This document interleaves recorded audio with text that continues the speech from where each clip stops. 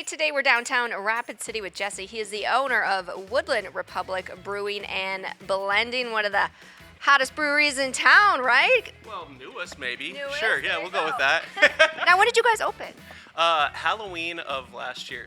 I've been brewing forever. I started home brewing like in 2004, and then right in the middle of COVID, you know, when everybody's on work from home status, it's like, okay, I'll just go down to the garage, and I'm glad I had a hobby that I could just be stuck at home for, you know.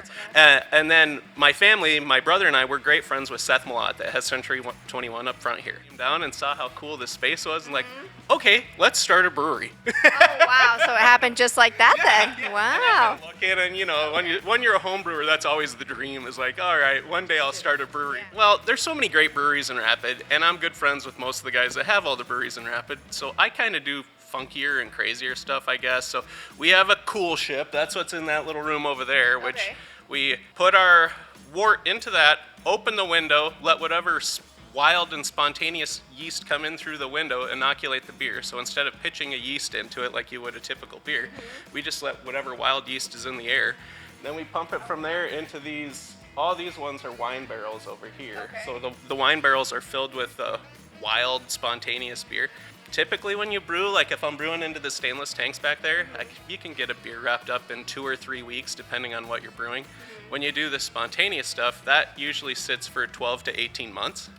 So it's a long process because you're not pitching like a known quantity of yeast into it. It's just whatever's floating around in the air. Okay, so you can have a different process about going about it. Yeah, exactly. It's a long process. Yeah. I would say that definitely would set you apart, though, from the other. It's super nichey for sure. Then we do a lot of weird stuff, like we do smoothie sour style stuff. So I think I've got a passion orange guava smoothie sour on right now. We usually have like a rainbow sherbet one, or a blueberry French toast sour we do. Oh my goodness gracious. I just did a s'mores stout on the nitro tap over there, and we conditioned it on 35 pounds of marshmallow fluff. So fun stuff like that. Oh my goodness. We have a few traditional brews. We do a ton of hazy IPAs. And then we do, like, we call it our Woodland Standard, and so that's like our beer-flavored beer. Other than that, it's a lot of big, crazy stouts and fruited sours. We try to come out with like a new beer almost every week or every other week if we can. We were just shooting for something that's super laid back, low-key, loved like the rustic feel. That's part of why I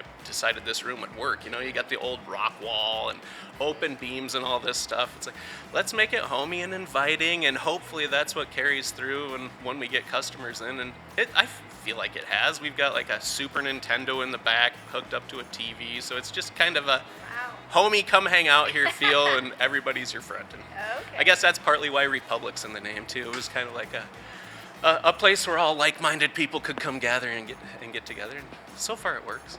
I guess flights are really popular for us just because there is such wild styles. Everybody's like, oh, I need to try a blackberry coffee infused sour. You know, it's like, are they gonna like it? I don't know, but for 4 ounces, it works. So right now we're open Wednesday, Thursday, Friday from 3 till 9, and then Saturdays from noon till 9. And there's usually always a food truck here on Saturday nights. About once a month we'll get live music in here, either on a Friday or Saturdays. And how would you best describe to folks how to get here and maybe where to park? There's limited parking back here. I think we've got like a total of 20 spots probably. We're on the corner of 5th Street, across from the parking garage, so there is always that option. And then in front of the VFW out here is that's not even metered, so there's parking out here. Okay. But we're tucked behind Century 21. That's kind of the easiest way to describe where we're at, I guess. All right, Jesse, well, thanks so much for hanging out with us. Thank you, Anya. You bet.